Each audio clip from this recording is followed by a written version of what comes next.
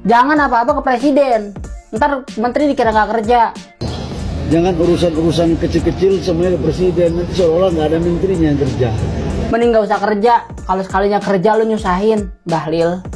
Prabowo, mana tanggung jawab lu sebagai presiden nih? Kalau wakilnya nggak usah dipeduliin, emang tolol dia mah. Tambah lagi dia jadi kan cuma gara-gara bapak. Kalau bukan gara-gara bapak, nggak bakal jadi dia.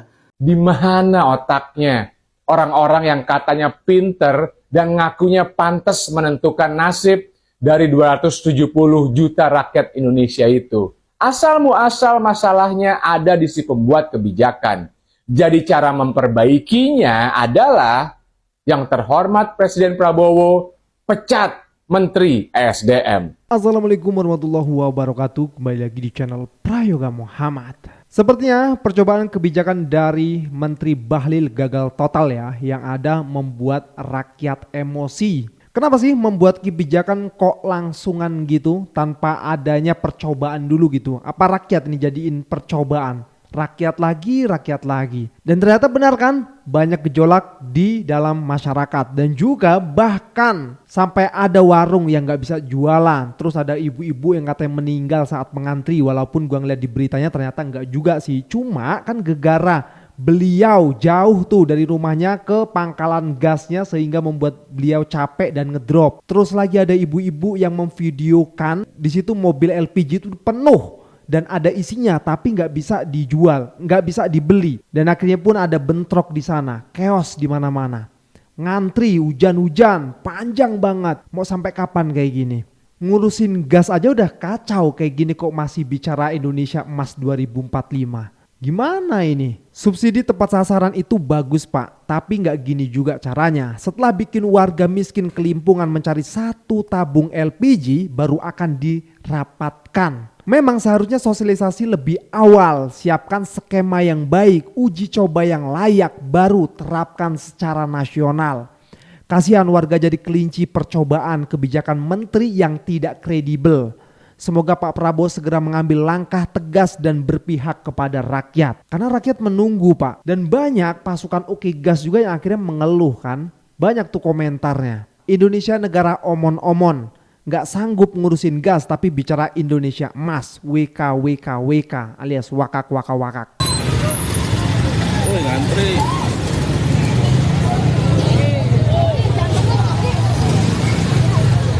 Udah kayak zaman dulu aja ini. Dengar, udah kayak zaman dulu aja nih. Coba bayangin 2025 teknologi udah nyampe ujung sana ya kan. Semua digitalisasi udah menyebar ke seluruh dunia. Kok di sini masih sibuk ngantri gas ini gimana ini? Pernah nggak kalian berpikir atau jangan-jangan gas melon ini seperti bensin zaman dulu yang dimana perlahan diganti dengan pertalite, akhirnya yang katanya rakyat itu bensin udah nggak ada sekarang. Oke teman-teman semua, kita lanjut ke videonya.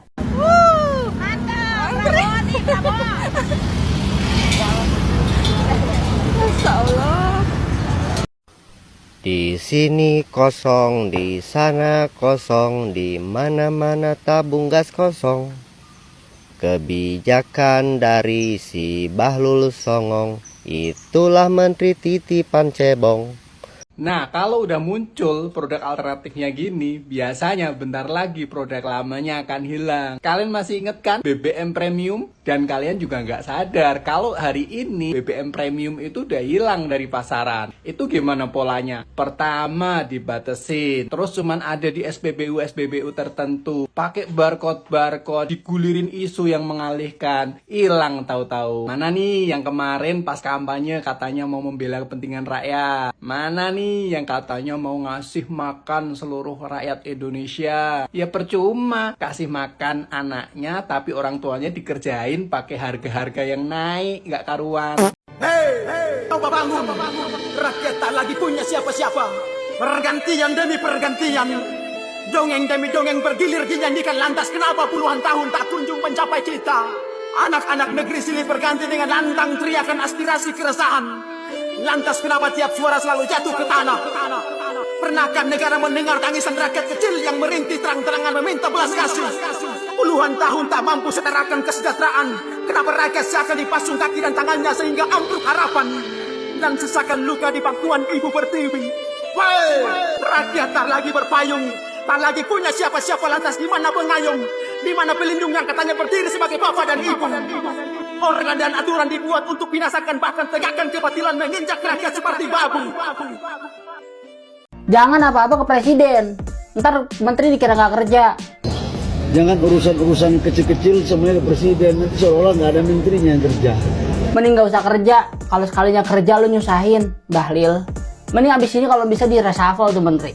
Bahlil bilang, enggak, kita mah nggak maksud buat nyusahin rakyat, tapi realitanya lu udah nyusahin rakyat dengan kebijakan lo. Bahlil bilang lagi, pengecer nanti tingkatnya bisa naik jadi kepangkalan kalau terpenuhi syarat-syarat mutlaknya.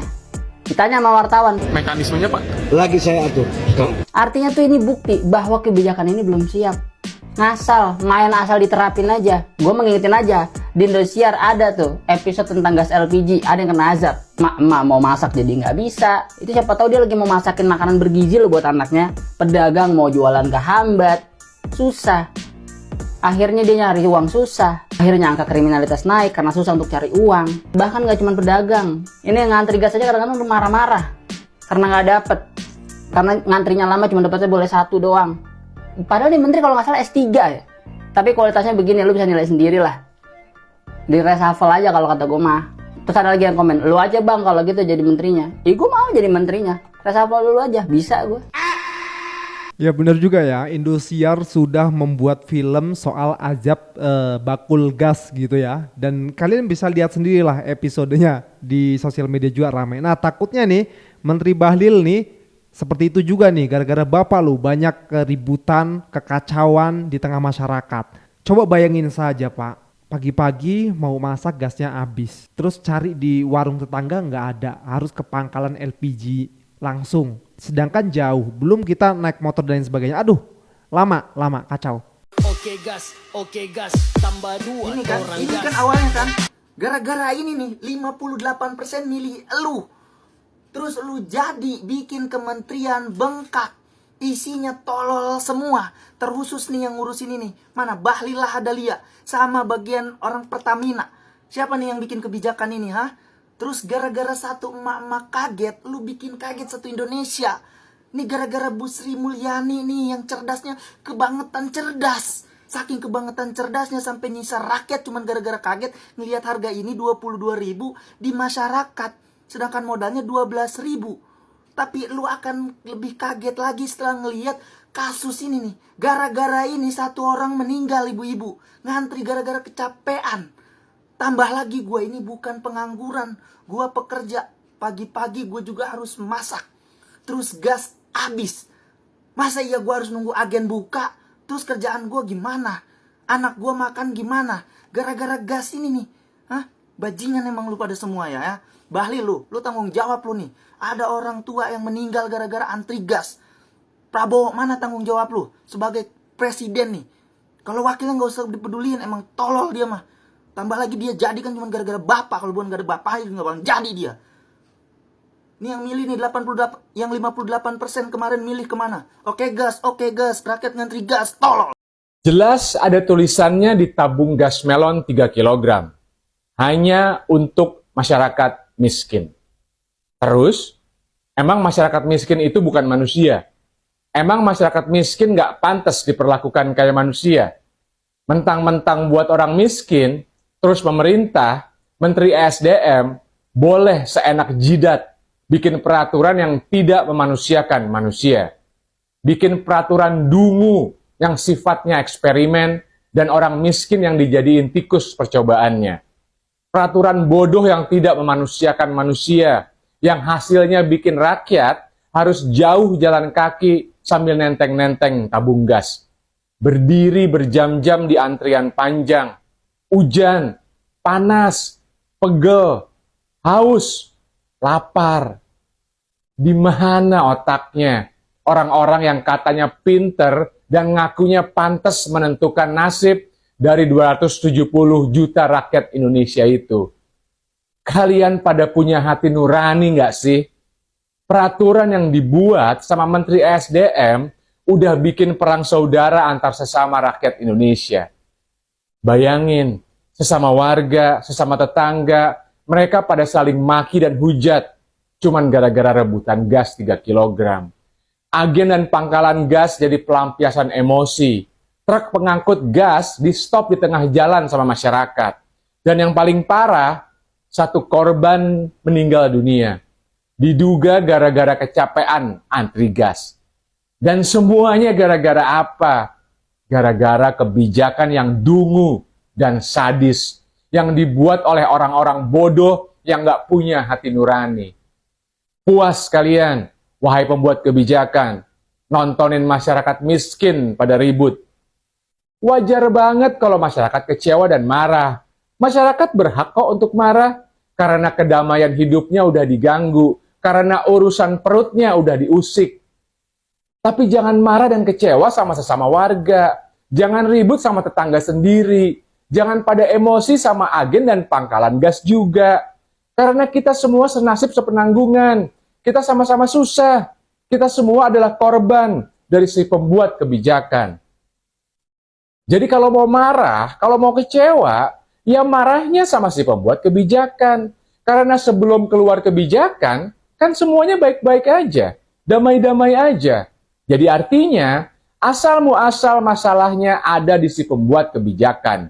Jadi cara memperbaikinya adalah yang terhormat Presiden Prabowo pecat Menteri ESDM. Salam semangat antitesa 24. Kenapa bisa rakyat ngantri gas LPG panjang di mana-mana sampai ada yang harus meninggal bahkan, tapi survei kepuasan publik kepada kabinet ini tetap tinggi 80% loh. Kok bisa? Ada teori yang bisa menjelaskan hal ini. Di dalam buku Poor Economics dikatakan, masyarakat miskin yang menerima bantuan sosial jangka panjang dari pemerintah cenderung pasti akan mendukung pemerintahan tersebut. Nggak peduli kebijakan demokrasi, kebijakan lingkungan, kebijakan hukum, dan lain sebagainya, itu buruk pemerintahannya. Yang penting mereka dapat bansos. Salah nggak kira-kira rakyat? Ya nggak salah, karena mereka butuh, mereka lapar. Yang salah adalah kekuasaan yang secara sadar mengeksploitasi kemiskinan, merawat kemiskinan, karena mereka sadar masyarakat miskin lebih mudah disetir dan lebih mudah dimanipulasi untuk ikut mengatakan bahwa pemerintahannya itu adalah pro rakyat dan memberikan kepuasan kepada publik yang begitu tinggi, manipulatif. Dan gue nggak ngarang, ini bukan cuma teori doang. Kita bedah aja survei Litbang Kompas yang bilang 80% kepuasan publik. Ada 3 faktor yang membuat publik puas. 1, kinerja pemerintah yang baik, subjektif tuh. 2, pemerintahan yang merakyat, subjektif juga. Ketiga apa? Menerima bansos. Bansos kan benar. 3 alasan masyarakat kurang puas. 1, harga bahan pokok mahal. 2, ekonomi nggak stabil. 3, bansos nggak diterima secara tepat sasaran. Lagi-lagi apa? Bansos. Dulu zaman Jokowi, dia juga pernah dapat survei kepuasan yang begitu tinggi. Dan ternyata mayoritas responden surveinya adalah masyarakat penerima bansos. Lagi-lagi, bansos adalah kunci kepuasan publik. Jadi jangan heran kalau survei kepuasan publik itu nggak akan bisa tuh include masalah-masalah yang publik kritik selama ini. Misalnya soal 100 hari Prabowo Gibran lah, PPN, pagar laut, terus represivitas aparat, utusan khusus presiden yang ngaco, pejabat arogan, penggemukan kabinet, makan bergizi gratis beracun, dan lain sebagainya. Bisa video berjam-jam kalau kita bikin. Kedepan harusnya menilai pemerintahan itu sukses atau gagal nggak bisa cuma dari popularitas atau populis. Harus dari orang-orang yang ekspertis, akademisi-akademisi yang harus menilai kebijakannya bener atau enggak. Jangan sampai kita kalah sama Indonesian Idol, MasterChef, Suci, yang penilaiannya melibatkan ekspertis, yang penilaiannya basisnya kompetensi. Jangan sampai masyarakat ke depan menilai pejabat kita memuaskan hanya karena dia rajin bagi-bagi susu setiap hari.